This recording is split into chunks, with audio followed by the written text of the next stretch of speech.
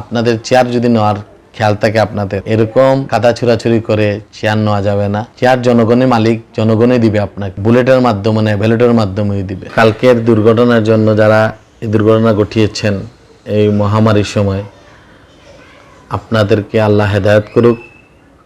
আর দুষ্কৃতিকারী কোনো দলন নাই, এটা হলো গিয়া এদের নিজস্ব পরিচয়। ওরা বিগত দিনেও দুষ করেছে, ওদের উপরে অনেক মামলা টামলা আছে।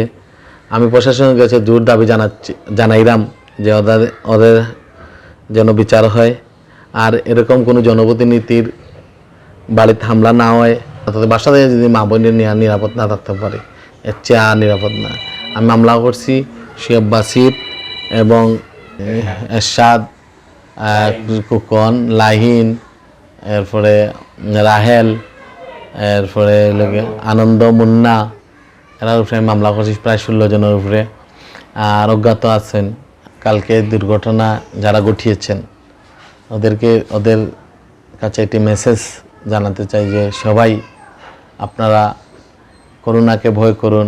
এই রমজান মাসে যারা এই কাজ নেককারজনক কাজ ঘটিয়েছেন, একজন জনপ্রতিনিধির অফিসে হামলা করেছেন, ওই এলাকার যদি আপনারা হয়ে থাকেন, এই ওয়ার্ডের হয়ে থাকেন, তা আপনাদের উপরে হামলা হলো।